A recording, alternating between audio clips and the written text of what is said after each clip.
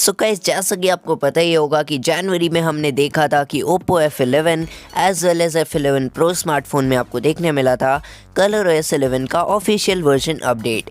लेकिन उस वीडियो के बाद में मैंने एक छोटा सा वीडियो बनाया था जिसमें मैंने आपको क्विक लुक दिया था इस वाले अपडेट का एंड आपसे बोला था कि अगर आप चाहते हो कि मैं इस पर एक डेडिकेटेड कंप्लीट डिटेल रिव्यू बनाऊं so please let me know in the comment section. And आप में से काफ़ी सारे लोगों ने मुझे कमेंट्स में इस चीज़ का रिक्वेस्ट किया।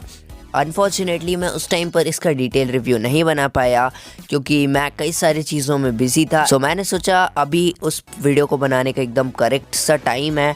सो मैंने अपने फ्रेंड से बोला जो कि dvaster.com का ओनर है कि यार इस तरह का एक पोस्ट हमें लिखना है जिसमें मैं डिटेल रिव्यू लिखूंगा, पूरी तरह से पोस्ट लिखवाऊंगा उससे कि मैंने क्या कुछ फेस किया है इस वाले अपडेट में। सो आज के इस वाले वीडियो में मैं आपको देने वाला हूँ इसका detail review with some pros and some cons. So video काफ़ी ज़्यादा कमाल का है, मज़ा आएगा, देखते रहिए। So hi Tubbies, this is Utkarsh and this post is sponsored by thevaster.com। आप जा सकते हो, डिस्क्रिप्शन में आपको लिंक देखने मिल जाएगा। स्टार्ट करते हैं। सबसे पहले आपको बता देता हूँ इस वाले अपडेट के ओवरव्यू के बारे में। सो गाइस, ये जो अपडेट है इसको कुछ लोगों ने तो पसंद किया बट कुछ लोगों ने इसको पसंद नहीं किया।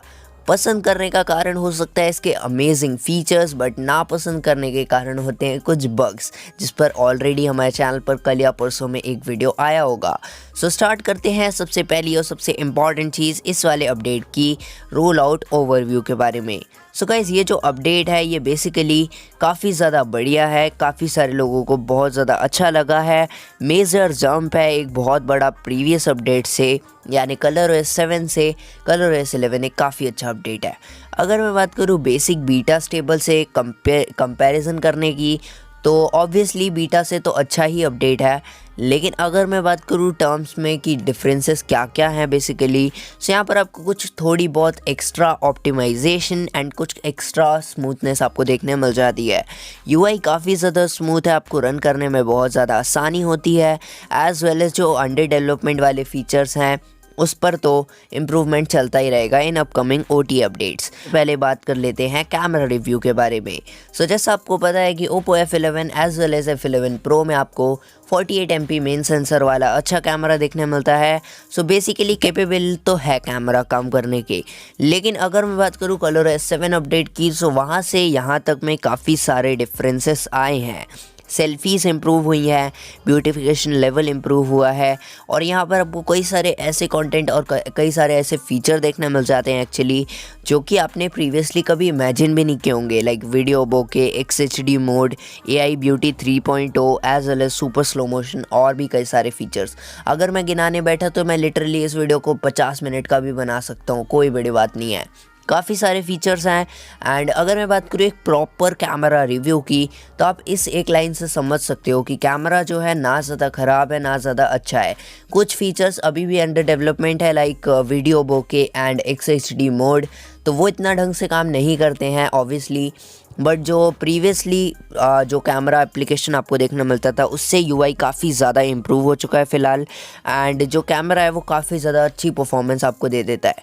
अगर इन टर्म्स ऑफ कैमरा ही आप स्मार्टफोन को देखते हो so this update is for you, कोई भी ज़्यादा प्रॉब्लम नहीं है। तो अब बात करते हैं कुछ परफॉर्मेंस के बारे में। प्रोसेसर आपको यहाँ पर हीलियो का P70 देखने मिलता है। काफ़ी ज़्यादा बढ़िया तो नहीं कहूँगा बट ठीक ठाक प्रोसेसर था। उस टाइम पर आपको काफ़ी अच्छी परफॉर्मेंस देखने मिलती थी अपने स्मार्टफोन में जब आपने परचेज़ किया होगा। लेकिन अगर मैं बात करूँ मल्टीटास्किंग की और हैवी यूजेज की तो वहाँ पर आपको कुछ बग्स देखने मिल जाते हैं, लाइक नोटिफिकेशन पैनल के कुछ इश्यूज़ हैं, हीटिंग इश्यूज़ हैं, बैटरी ड्रेन है, जो कि स्टिल आपको बहुत ज़्यादा टाइम तक फिक्स तो नहीं होने वाले बट इरिटेट करते रहेंगे। जैसा कि आपको ColorOS 7 में देखने मिला था, it's not good, neither good nor bad, simply आपको ऐसी परफॉर्मेंस देखने मिलती है। ColorOS 7 से बेटर है बट उस लेवल पे नहीं है कि मैं इसको बहुत ज़्यादा ही एकदम ओवर एग्जैजरेट करके बताऊं। ठीक ठाक कुछ इम्प्रूवमेंट्स हैं, स्मूथनेस थोड़ी बेटर हो गई है, ओरिएंटेशन काफ़ी ज़्यादा बढ़िया से काम करता है एंड कई सारे ऐसे फीचर्स हैं like notification panel and app drawer जहाँ पर आपको कुछ छोटे मोटे बग के साथ में लेकिन काफ़ी अच्छी यूआई देखने मिल जाती है। मेरे हिसाब से तो परफॉर्मेंस के मामले में भी ये हिट है अपडेट, कोई भी इतनी खास प्रॉब्लम्स आपको देखने इसमें नहीं मिल पाती।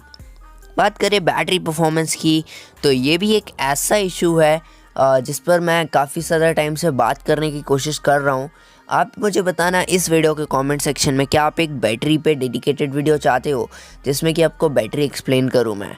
क्योंकि ना यहाँ पर बैटरी काफ़ी ज़्यादा इम्प्रूव तो नहीं कह सकते, बट 4000 mAh की बैटरी है यार, थोड़ा सा बेटर परफॉर्मेंस देखने मिल सकता था। अगर बात करूँ फास्ट बैटरी ड्रेन वाले इशू की, तो उसको भी रिजॉल्व करने के कुछ छोटे मोटे ऑप्शंस हैं, लाइक बैटरी सेविंग एप्लीकेशंस को यूज़ मत करो, बल्कि केसेस यूज़ मत करो, कैमरा को हाई टेम्परेचर पे यूज़ मत करो, as well as long calls without earphones कभी मत करो। एंड मैं आपको एक चीज़ एक्सप्लेन करूँ बैटरी के बारे में, मैंने बात की अपने प्रीवियस वीडियो में जहाँ पर मैंने बग्स के बारे में बात किया था। उसका लिंक मैं ज़रूर से आपको आई बटन में दूंगा। किसी वीडियो को देखो ना देखो, उस वीडियो को ज़रूर देखना, आपको काफ़ी सारे बग्स के रेजोल्यूशन वहाँ मिल जाएंगे। अगर बात करूँ कस्टमाइजेशन या फिर यूआई लेवल की, तो जैसा आपको पता है कि यूआई पूरी तरह से रिवैम्प हो चुका है। ColorOS 7 और 11 में काफ़ी सारा डिफरेंस है।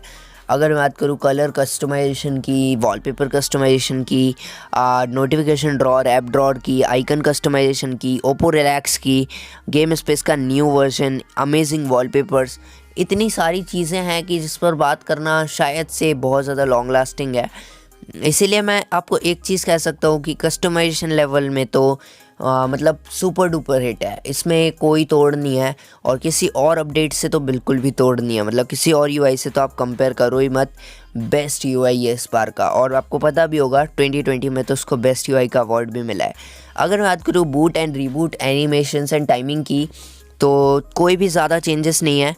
एंड एक चीज़ आपको और बता देता हूँ, बूट एंड रीबूट इन जो एनिमेशंस वगैरह होते हैं, इसमें जितना ज़्यादा टाइम लगता है उतना बेटर होता है आपके लिए, क्योंकि वो आपके फ़ोन को उतना ही ज़्यादा ऑप्टिमाइज़ करता है, उतना ही ज़्यादा अच्छे से सारे फंक्शंस को रीवैम्प करता है। एक बार आपको पूरा कैशे क्लियर करता है, फिर आपको पूरा जो प्रीवियस रिसेंट है वो सारे क्लियर करता है।